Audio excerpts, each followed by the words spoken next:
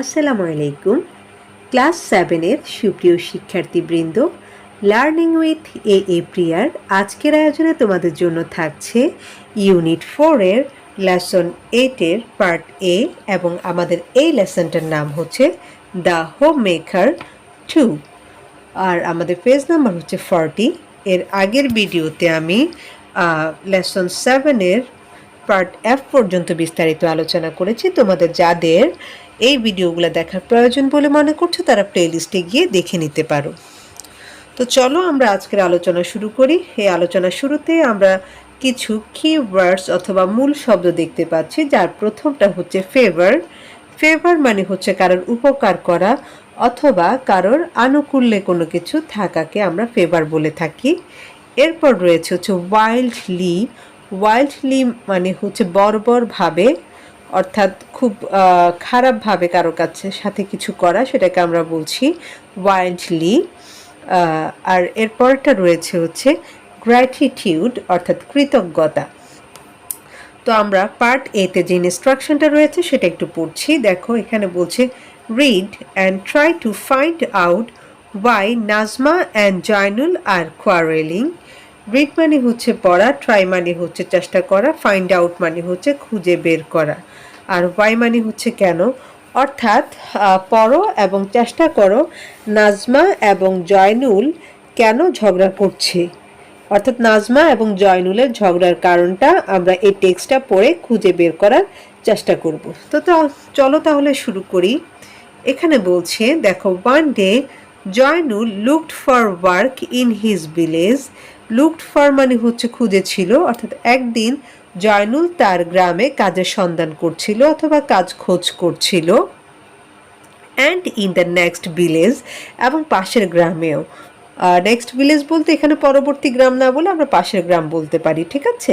তাহলে দেখো লাইনটার অর্থ দাঁড়াচ্ছে এরকম: একদিন জয়নুল তার নিজের গ্রামে এবং পার্শ্ববর্তী গ্রামে তার জন্য কাজের খোঁজ করছিল।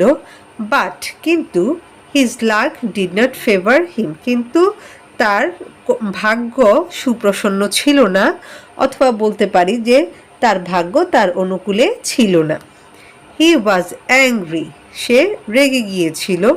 অ্যাংরি উইথ এভরিবডি, এবং রাগটা ছিল সবার সাথে, মানে সে রেগেছিল, সবার সাথে রাগ করছিল সে।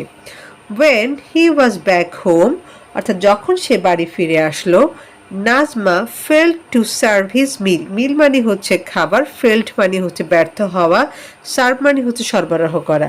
অর্থাৎ যখন সে বাড়ি ফিরে আসলো তখন নাজমা তাকে খাবার সরবরাহ করতে ব্যর্থ হলো, তার মানে হচ্ছে তখনও খাবার তৈরি হয়নি। That made him shout at Nazma. Shout মানে হচ্ছে চিৎকার করা, এবং এই কারণে সে কী করলো, নাজমার সাথে চিৎকার করা শুরু করলো। তারপর বলছে দেখো, I had a severe headache and a fever said Nazma. Severe মানে হচ্ছে খুব বেশি বোঝাচ্ছে এখানে, হ্যাডেক মানে হচ্ছে মাথা ব্যথা, আর ফিভার মানে হচ্ছে জ্বর। অর্থাৎ নাজমা বলছিল যে আমার অনেক বেশি বা আমার খুব মাথা ব্যথা এবং জ্বর। জয়নুল ওয়াজ ট্র্যাম্বলিং উইথ অ্যাঙ্গার। অ্যাঙ্গার মানে হচ্ছে রাগ, আর ট্র্যাম্পলিং মানে হচ্ছে কাঁপা, অর্থাৎ জয়নুল রাগে কাঁপতে থাকলো।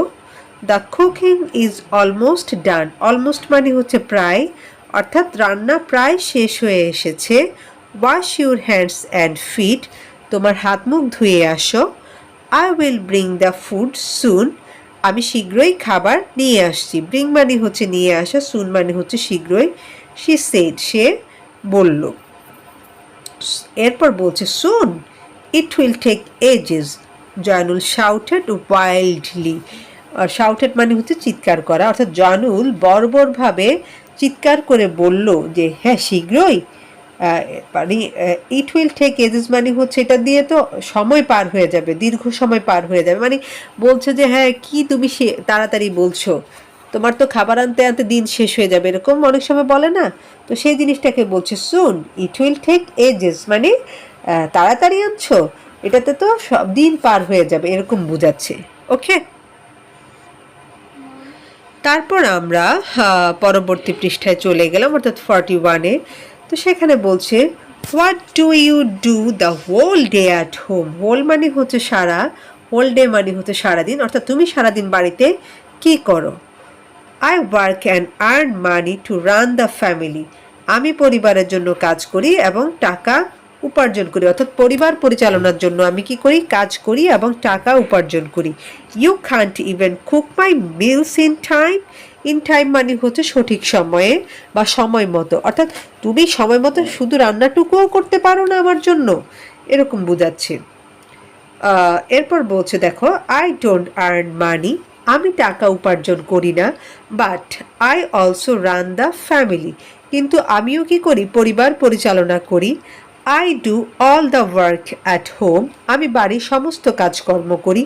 কুকিং রান্না করা, ক্লিনিং পরিষ্কার করা, ওয়াশিং মানে কাপড় চোপড় ধোয়া, হাস্কিং মানে হচ্ছে ধান বানা, টেকিং বা অথবা ওই যে আমরা কি করি ধান থেকে যে তুষটা আলাদা করে সেরকমও বলতে পারি, অর্থাৎ আমি ধান বানি এটা বললেই সবচেয়ে ভালো হয়।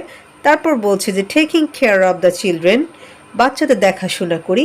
এভরিথিং সব কিছু, সেড নাজমা, নাজমা বলল, অর্থাৎ নাজমা বলল যে আমি টাকা ইনকাম করি না সেটা ঠিক আছে, কিন্তু আমি তো পরিবার পরিচালনা করি, আমি বাড়ির সমস্ত কাজ করি, রান্না বান্না করি, আমি পরিষ্কার পরিচ্ছন্নতার কাজ করি, কাপড় চোপড় ধুই, ধান বানি, বাচ্চাদের দেখাশোনা করি, অর্থাৎ সমস্ত কাজই আমি করি।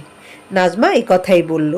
Remember you work for money, remember মানে হচ্ছে মনে রাখবা বা স্মরণে রাখবা। ইউ ওয়ার্ক ফর মানি, তুমি টাকার জন্য কাজ করো। But my work in the home can make the family stick together, কিন্তু বাড়িতে আমার কাজ কি করে, পরিবারকে একত্রিত রাখতে সাহায্য করে।